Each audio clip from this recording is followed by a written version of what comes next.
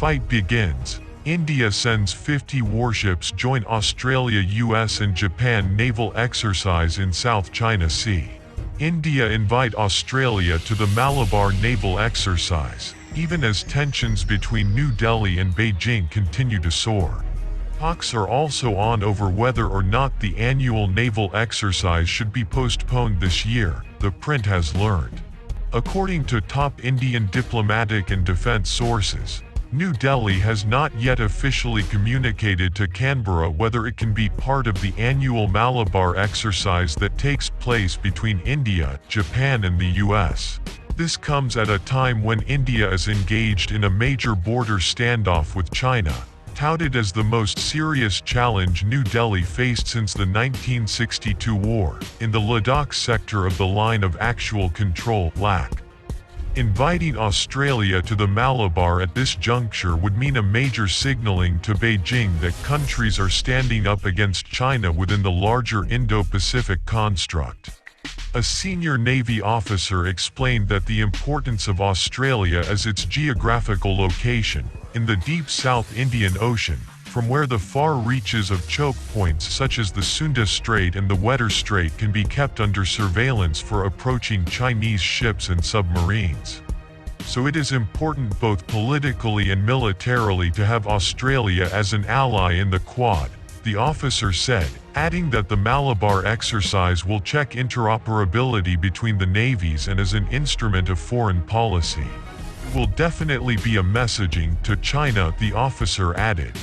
According to a diplomat from one of the participating countries, the Malabar exercise may not take place this year owing to the coronavirus pandemic, coupled with other factors such as the US presidential elections in November and stepping down of Japanese Prime Minister Shinzo Abe even as his successor is yet to be announced.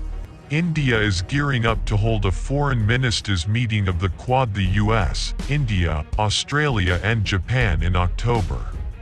It is significant as this is for the first time New Delhi will be hosting a meeting of the Quad, also known as Quadrilateral Security Dialogue. During this meeting, the issue of Malabar naval exercise may also come up. The matter is also on agenda for the summit meeting between India and Japan. Prime Minister Narendra Modi will be virtually holding the summit with Japan's outgoing PM later this month.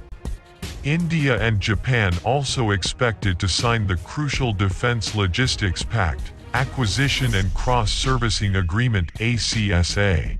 Our immediate problem is not in the ocean but in the land when it comes to China. So right now what is important is the right kind of signal.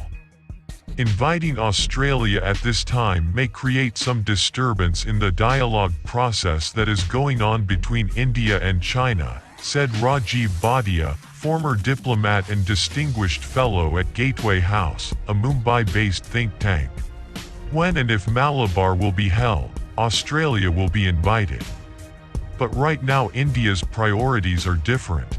Australia did take part in the bilateral India-US exercise in 2007.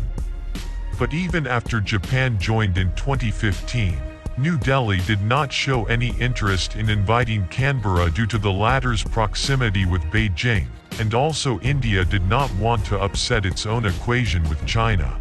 But now, sources said, that scenario has changed.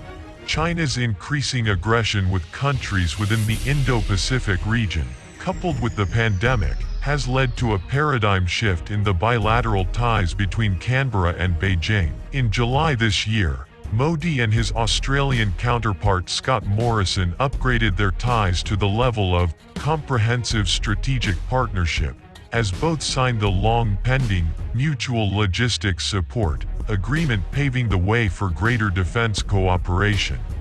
Former Navy Chief Admiral Arun Prakash, RETD, told the print the Indo-US Malabar naval exercises are more than 25 years old, but Australia's proposed participation this year will carry a special significance because of the India-China standoff. He said the importance of this year's Malabar is not so much in the COVID-19 situation as in China's aggressive conduct in the Indo-Pacific as well as on India's northern borders. From our point of view, Australia joining Malabar will send another signal to China that a broader Indo-Pacific consensus is emerging against it, the former Navy chief said, adding that Australia will become one more partner in the alliance to oppose China's aggressive conduct.